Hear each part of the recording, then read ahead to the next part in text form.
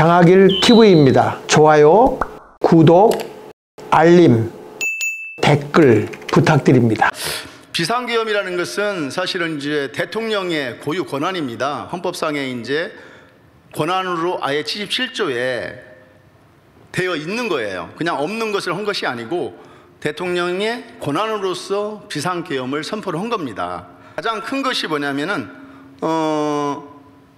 지금 대한민국의 입법부, 특히 이제 민주당이죠. 더불어민주당이 정말 대한민국 헌정사 이후에 저렇게 독재를 하는 야당은 지금까지 없었습니다. 그래서 법으로도 제재를 할 수가 없어요. 왜? 법을 만들 때 저 정도의 야당이 나올 줄은 법 제정자들조차 생각을 못했던 그러한 정말 극악무도한 독재를 지금 민주당이 하고 있는 겁니다. 그래서 여러분도 아시다시피 탄핵이란 말이 굉장히 엄중한 말입니다. 탄핵이라는 것은 우리가 법률적으로 봤을 때 굉장히 헌법상 법률상 중대한 어떤 문제가 있을 때 탄핵을 하는 건데, 지금은 동네 개 이름보다도 더 많이 불리는 게 탄핵이에요. 탄핵. 눈만 뜨면 탄핵이라는 거야. 합니다. 최근까지는 심지어 헌법기관인 감사원장까지 탄핵을 했고 법무부 장관까지 탄핵을 했습니다. 지금. 그래서 정말 윤석열 대통령이 하고자 하는 어떠한 국정 철학이나 이런 게 있지 않습니까? 전혀 할 수 없게 모든 선발을 다 잘라버렸습니다. 지금 그것을 윤석열 대통령이 하고자 하는 것들이 가장 큰 게 이제 원전을 다시 되살리는 거 아닙니까? 원전을 체코에도 24조 원을 이제 수출하게 만들어 놓고 왔잖아요. 영업 1호 사원으로 인해서. 그런데 그 원전 관련된 예산을 완전히 거의 삭감을 해버린 겁니다. 윤 대통령이 하고자 하는 모든 것에 삭감 내지 완전히 제로로 만들어버린 겁니다. 그럼 윤 대통령이 내년에 어떠한 평가를 받을까요? 이대로 만약에 가면. 또 언론은 무능하다고 하겠죠. 아무것도 하지도 않고 우리한테 삶에 도움이 되는 것을 아무것도 이루어지지 않아요. 청년들 일자리 관련된 것도 많이 있습니다. 거의 다 삭감했습니다.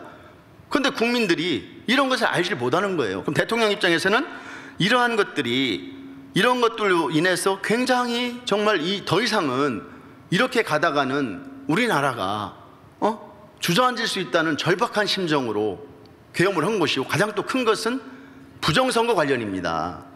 선관위 여러분들 아시죠? 선관위가 그 채용 비리로 해서 엄청난 부작용을 일으켰고, 또 부정선거에 대해서 오랫동안 부정선거를 부르짖는 많은 분들이 있어요.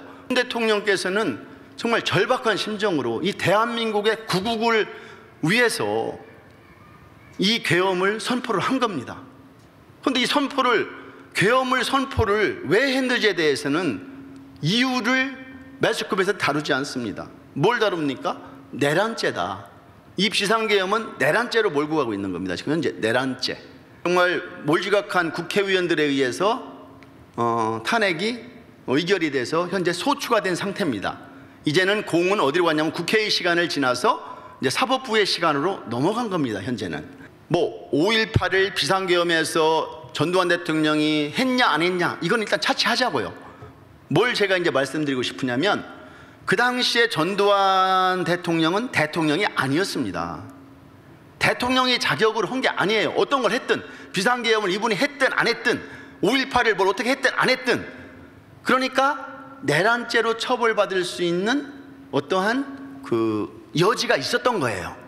대통령이 아닌 사람이 주도적으로 어떠한 것을 했기 때문에. 그런데 윤석열 대통령은 대통령이잖아요.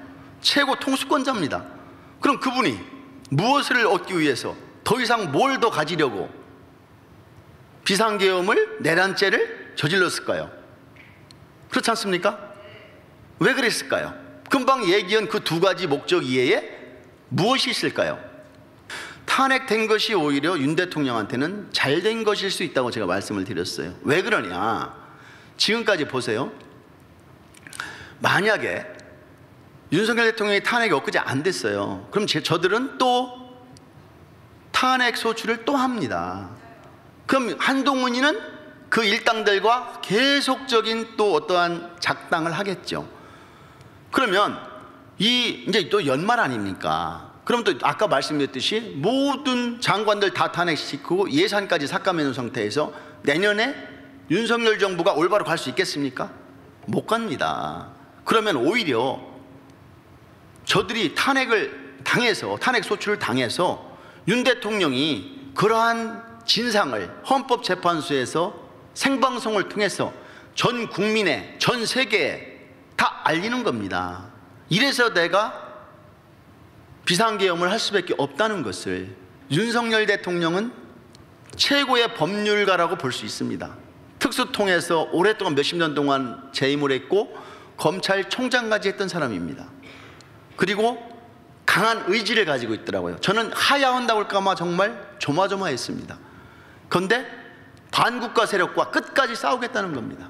자기가 잠시 이 여정, 정말 눈물이 나도 그 순간에 이 여정을 멈추지만 반드시 돌아오겠답니다. 그 의지,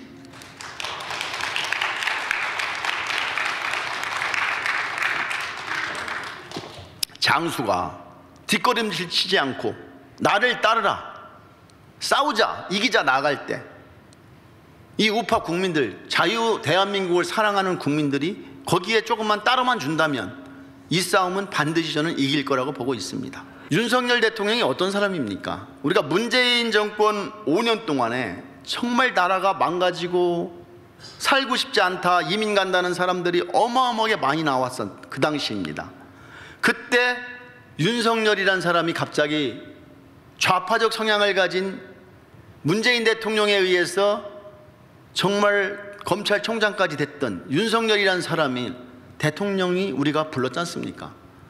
그래서 대통령으로 5년 동안 당신이 좀 이 나라를 올바로 세우라고 불러놓고 탄핵을 또 해야 한다?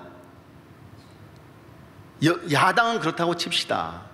국민의힘의 유권자들의 지지를 받아서 국회의원을 됐다는 인간들이 자당의 대통령을 탄핵을 시켜요?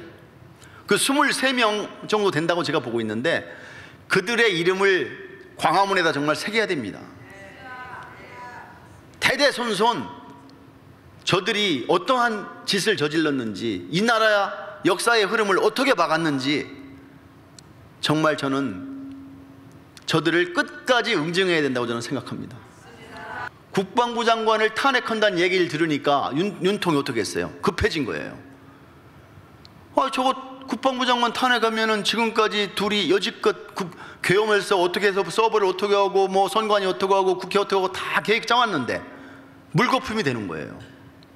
그러니까 할 수 없이 12월 3일 날 거사를 치른 겁니다. 제가 볼 때는 미국이 지금 부정선거에 대해서 뿌리를 뽑겠다고 이 우방국가에 대해도 같이 공조해서 하겠다는 것을 피력하고 있어요. 한국의 부정선거를 다루는 그거 CJ 캐팩인가 뭐 하여튼지 그 단체에서도 계속 미국하고 소통하고 있고, 캐시, 미국의 그 FBI 국장으로 지명된 사람이 캐시 파텔이라는 사람이 있어요. 지금 트럼프가 지명을 했어요.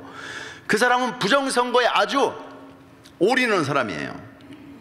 그래서 아마 윤석열 대통령께서 헌재에서 생방송으로 중계될 때 이 부정선거에 선관위의 서버에 대한 정말 저는 핵펀치 하나를 갖고 있다고 저는 생각을 합니다. 그리고 헌재에 변론기일이 있을 때마다 헌재에 많은 자유우파 국민들이 모여서 윤 대통령에게 힘을 실어주는 겁니다. 그래서 헌법재판관들이 이런 여론의 시류에 흔들리지 않고 법에 의해서, 법률에 의해서 올바로 판단할 수 있도록 이런 부분들이 여러분들이 해주신다면